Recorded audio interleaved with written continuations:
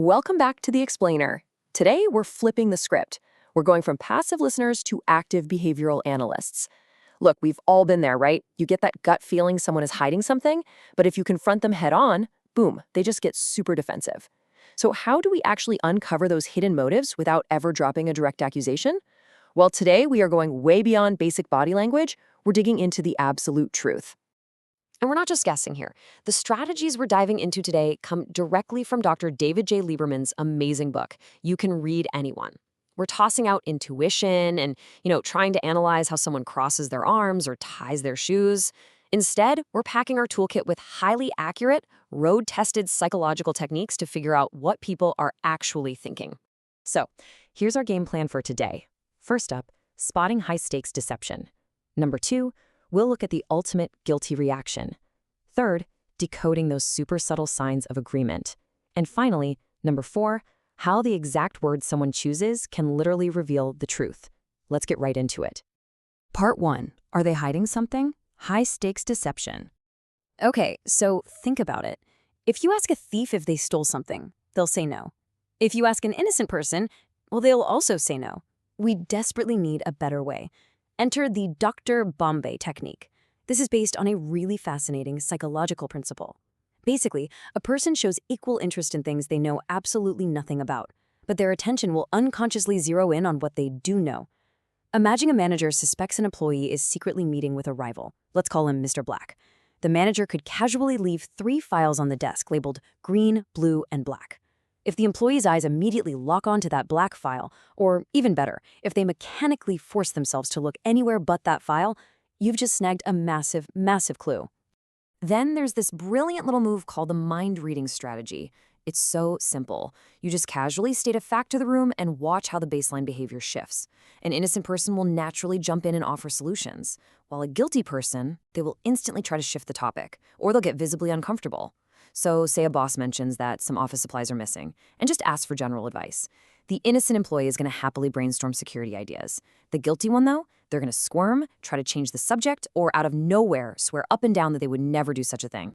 Or consider the dodging versus expressing trick. This is where you link your suspicion to a totally innocent habit. Let's say a guy suspects his girlfriend is secretly drinking, and he notices she always chews gum right after dinner. He casually drops a comment like, "Hey, I read somewhere that alcoholics often chew gum after meals." An innocent person is just going to keep chewing her gum, maybe even debate the article with him.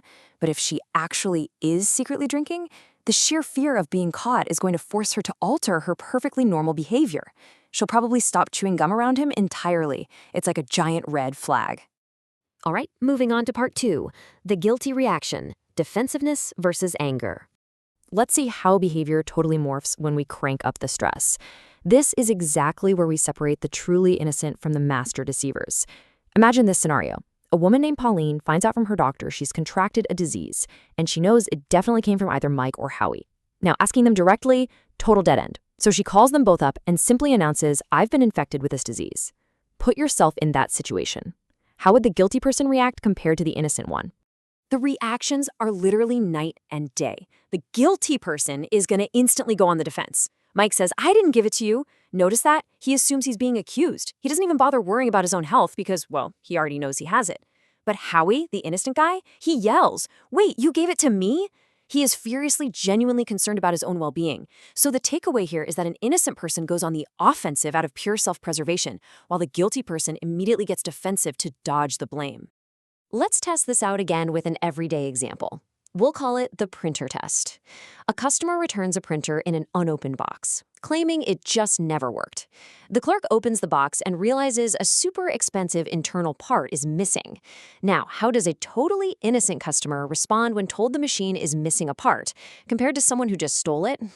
Exactly like the last example, the innocent person is going to be absolutely furious at being wronged. They'll probably yell something like, "Are you kidding me? You sold me a broken printer with a missing part?"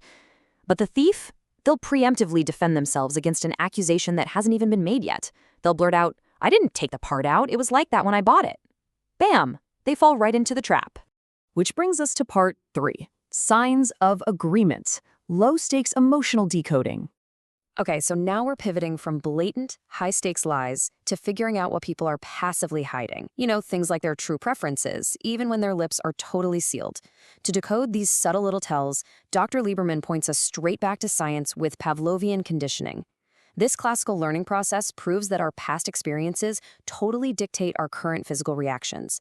Just like Pavlov's dogs drooled when they heard a bell, we humans unconsciously link neutral objects to the emotional state we were in when we were around those objects. And you can totally use this to silently test someone's true feelings. Picture a mediator trying to figure out if two parties are actually happy with how a negotiation went. During the really tense, stressful part of the meeting, the mediator makes sure they only use blue pens. Later on, when it's time to sign some totally unrelated, routine paperwork, the mediator offers them a choice, a blue pen or a black pen.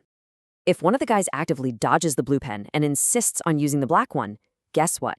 He's unconsciously attached all those stressful, negative feelings to the color blue. You literally just read his mind, and neither of you said a word about it. Finally, part 4. Words reveal the truth. Unconscious linguistic cues. Okay, so if we completely ignore body language for a second, a person's grammar can actually act like a built-in polygraph test. It's fascinating how dropping personal pronouns shows a person unconsciously distancing themselves from a lie. Through statement content analysis, researchers found that when people are being truthful and confident, they claim ownership. They use I or we. So if you ask your boss if they liked your presentation and they say, I really liked it, you can believe them. But if they just shrug and say good job or it was nice, they are unconsciously dropping that I to distance themselves from a statement they don't actually buy into. And that perfectly tees up the concept of projection. This is the foundational psychological principle that explains why, say, a cheater is almost always the very first person to accuse their partner of cheating. People basically view the world as a mirror of themselves. If you know someone who constantly thinks everyone is out to scam them, yeah, that is a massive red flag that they themselves are the scammer. It honestly takes a con artist to constantly expect a con. But how do we actually test for projection in the real world? We use the transitive property trick. Basically, you ask a completely safe, totally indirect question to uncover those deeply hidden beliefs. Remember math class? If A equals B and B equals C, then A equals C. Say you really want to know if someone is taking advantage of their spouse. You obviously can't just ask them that directly. Instead, you ask a linked, general question. Hey, do you think taking advantage of your partner is just, a normal part of marriage? If they nod and say yes, they are projecting their own hidden guilt right onto the world.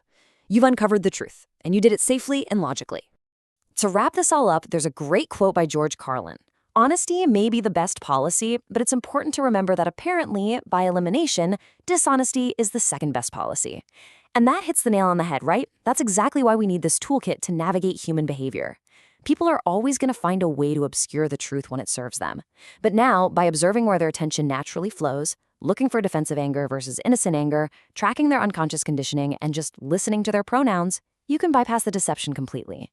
So armed with all these psychological strategies from the explainer today, who are you going to read next?